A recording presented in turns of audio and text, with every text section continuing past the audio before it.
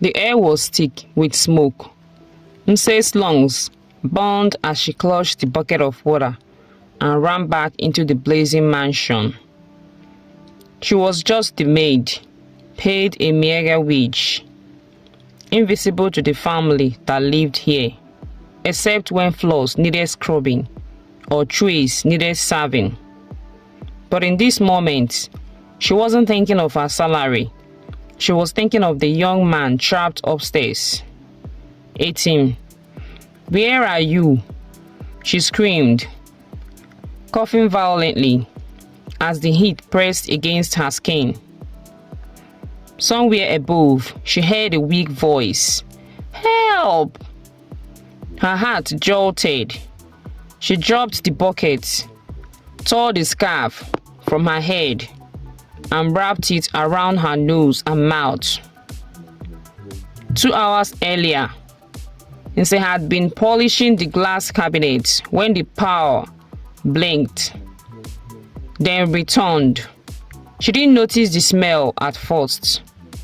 Faint smoke drifting in from the kitchen.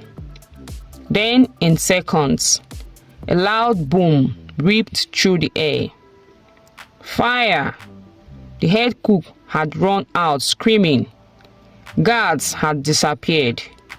But Nse saw Etim, the only son of Chief Bassi, run upstairs to fetch his phone.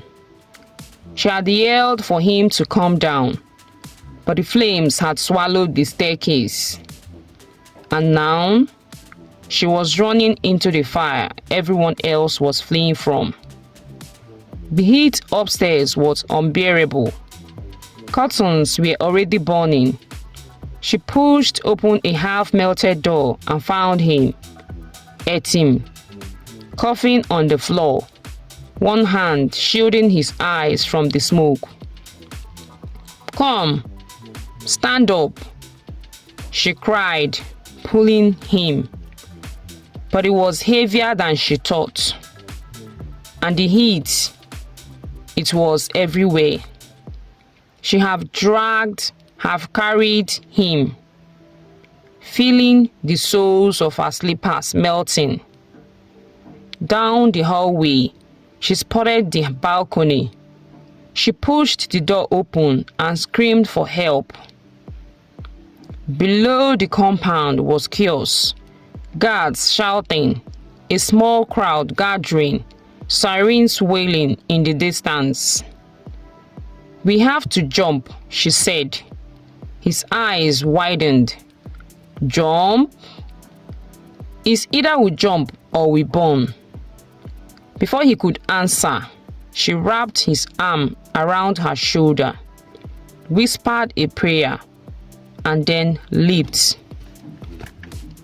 They landed hard on the grass, the impact knocking the wind out of her lungs. For a moment, she lay there gasping, staring up at the sky. Then she heard it. Sirens growing louder. The voices of neighbors. The hiss of water from the arriving fire truck. And then, Etim leaned closer, his lips trembling, and whispered 2 words that made her blood run cold. She froze. Her body went numb. The noise of the fire faded into the silence in her ears. She looked at him, unable to speak. Was this a warning, a confession, or a threat? She wanted to run, but her legs wouldn't move.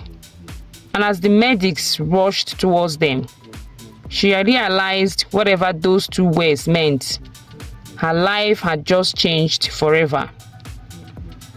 If you really want to know what those 2 words are, click on the video up to continue with the full gist.